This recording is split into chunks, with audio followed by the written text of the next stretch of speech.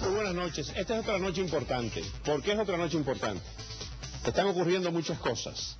Tenemos lo que empieza a ser desglosado, el libro de Juanita Castro, Fidel y Raúl, mis hermanos, la historia secreta, con un testigo, o con dos testigos excepcionales. Está con nosotros Osiel González, vicesecretario general de Alfa 66, fundador, quien jugó un papel importantísimo en los inicios de la Revolución Cubana, quien posteriormente pidió asilo en la Embajada de Argentina y luego en la Embajada de Brasil. En la misma Embajada de Brasil, con el mismo embajador y la misma esposa del embajador, del embajador que cita en su libro la señora Juanita Castro. Con él vamos a conversar sobre esta parte importante del libro. Pero aún hay más. Está con nosotros esta noche, quien ha volado desde Alaska, el señor Miguel A. Sánchez, que ha estado anteriormente en este programa. Miguel A. Sánchez, el coreano, instructor militar en México de Fidel Castro, de Raúl Castro y de Ernesto Che Guevara. Está citado en varios libros de la historia de Cuba y en varios libros de aquí, de los Estados Unidos. Veterano de la guerra de Corea, de ahí el sobrenombre del coreano. Inclusive citado en el libro de Ignacio Ramonet, Entrevista a dos voces, donde Fidel Castro lo menciona a él. Y no lo ataca. Esa pregunta se la haremos más adelante a Miguel Sánchez, ¿por qué Fidel Castro no se refiere a él de forma despectiva? Pero Miguel A. Sánchez ha venido esta noche a esclarecer algunos puntos del libro de Juanita Castro relacionado con México, que él vivió. Y está con nosotros esta noche, en toda esta parte del programa, Enrique Patterson, analista político, profesor universitario, quien viene a darnos sus comentarios y sus opiniones sobre la parte actual noticiosa, la entrevista de Jorge Bolaños que le hiciera la cadena CNN, nuestros servicios de CNN, y con quien vamos a conversar de la realidad política de Cuba. Esta es una noche importante porque tenemos a estos actores principalísimos de primer orden. Posteriormente, ante el estancamiento en una parte más adelante del programa, iremos mostrándoles a ustedes fotos que por primera vez se van a presentar en televisión de esa embajada de Brasil y de esos cubanos que pidieron asilo en la embajada de Brasil, que nos ha cedido gentilmente Osiel González. Vámonos primeramente con la parte más específica y la parte más contundente con Miguel Sánchez, el coreano, donde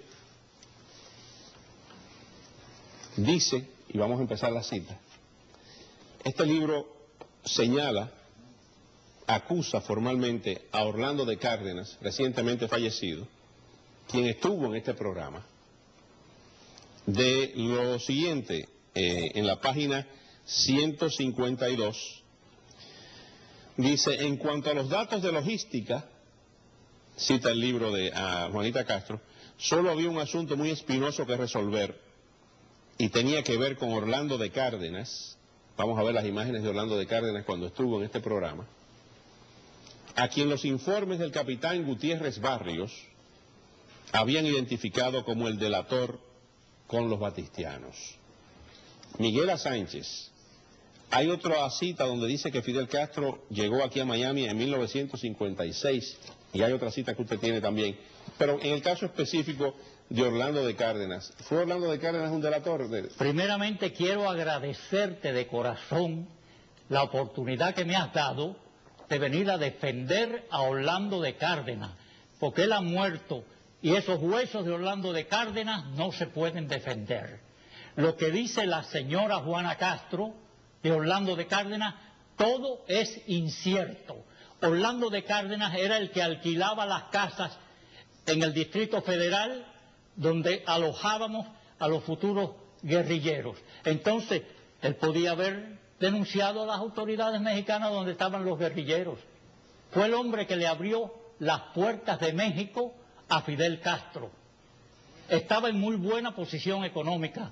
Manejaba un carro del año, no como dice aquí la señora Juana Castro, que después manejaba un carro del año del dinero que le había dado por las confidencias que le daba el gobierno de Batista. Orlando de Cárdenas estuvo cuando salió el Granma, él y la esposa. Desde Tuxpan. Desde Tuxpan.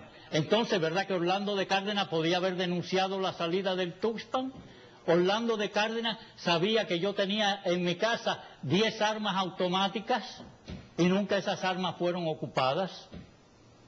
Es una calumnia que se le ha hecho a Orlando de Cárdenas y por eso yo lo quiero defender, porque los huesos de un difunto no se pueden defender. Luego del triunfo de la revolución, Orlando de Cárdenas fue a Cuba, ¿no? Luego del triunfo de la revolución, Orlando de Cárdenas fue a Cuba, fue a La Habana Libre, le dijo un ayudante de Fidel Castro, le dijo, dígale al comandante que Orlando está aquí. Regresó el ayudante y le dijo, dice el comandante que regrese a México, pido una cita por medio de la embajada mexicana para yo atenderlo. Entonces, si era un traidor, ¿por qué ahí no lo fusiló cuando Fidel no perdonaba a nadie? Y después una serie de casos aquí, esta parte de la etapa mexicana de la Revolución Cubana, que escribió la señora Juana Castro, es el 10% de realidad y el 90% de imaginación o que alguien se lo contó. ¿Por qué no contó cuando Fidel mató al cubanito allá en Santa Rosa de Chalco? Si me permite que te lo cuente. Un día me llama Fidel y me dice, Coriano, tenemos problemas en Chalco. Chalco estaba de jefe de personal Ernesto Guevara de la Serna Lynch, el Che. Me dijo, espérame a las 8 de la mañana con tu pistola, que voy a ir con Raúl. Él no me dijo para qué y a Fidel no se le preguntaba. A las 8 yo estaba allí, llega Fidel en el Packard viejo que teníamos, nos montamos en el coche, él me dice, dame tu pistola. Yo le doy mi pistola y me da la de él y yo orgulloso de que él me había dado su pistola. Cuando estamos llegando a Chalco, allá sobamos la pistola, palanqueamos como decimos en Cuba, y dice Fidel, si alguien hace un movimiento, le meten mano. Dice, Coriano, forma el personal. Formo yo el personal, eran como 20 y pico de hombres, y se para Fidel con esa actitud que tenía, alto, con una hidalguía tremenda. Y dice, ¿quién es el responsable de esta insurrección contra Cuba? No contra Fidel. Y un cubanito de color flaquito que yo ni conocía, porque era nuevo ahí, dice Fidel, y Fidel hace así, le mete 4 balazos en la masa entre cuello e ingle, y cuando cae en el suelo, le mete 2 balazos más en el cráneo. Yo quisiera que ustedes vieran cómo estaba aquella masa encefálica del cráneo del cubanito. Y allí en Chalco teníamos unas hormigas rojas, inmediatamente las hormigas vinieron a comerse la masa encefálica.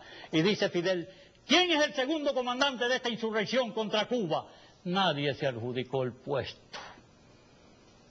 Con la misma me dijo Fidel, arrastra el cadáver de este traidor y tírenlo para allá. Y yo le dije, Fidel, mira, yo creo que es mejor quitarle la ropa y las identificaciones y todo. No, te he dicho que lo arrastren para allá. Y entonces yo le dije a Raulito, como le decíamos nosotros a Raúl Castro, le digo, mira, Raulito, no es mejor, cállate la boca, si ya Fidel dijo eso, llévatelo para allá. En eso llega Che Guevara y dice Che Guevara, Fidel, yo soy médico, yo le puedo amputar las manos para enterrarlas en otro lado, para que no haya identificación positiva. Y Fidel lo mira así, se ríe y dice, yo creía que tú eras un carnicero, así que tú eres médico también. Y entonces el Che le amputó las manos, pero ¿sabe dónde le tiró las manos el Che? A unos perros que teníamos flacos allí, los perros se la comieron, porque eran carne para los perros. Qué ironía, y después le amputaron las manos a Che Guevara. 11 años después le amputan las manos. Hay otro, dice, el 21 de julio de 1956, esto está en la página 138, apresaron a Fidel. Esto sucedió por una coincidencia que quizá le salvó la vida. iba caminando por las calles de Mariano Escobedo, México, al tiempo que lo venía siguiendo un auto de color blanco, probablemente de elementos batistianos. Fidel y el Che, que andaba con él, apretaron el paso mientras llamaron la atención de 3 policías encubiertos que estaban comiendo tacos en un puesto de la calle. Dejaron de comer para seguir a los desconocidos, que rápidamente doblaron la esquina al tiempo que eran perseguidos por el auto desde el que le dispararon. Los policías cayeron sobre Fidel y el Che mientras el auto huía de la escena. Todo eso fue incierto. Fidel lo agarraron ahí llegando a la calle en Paran 49, letra C, donde vivía María Antonia González. Ahora fíjate en la otra cita que dice la señora Juana Castro, de que a Fidel lo habían arrestado en el rancho de Santa Rosa de Chalco, así que lo arrestaron.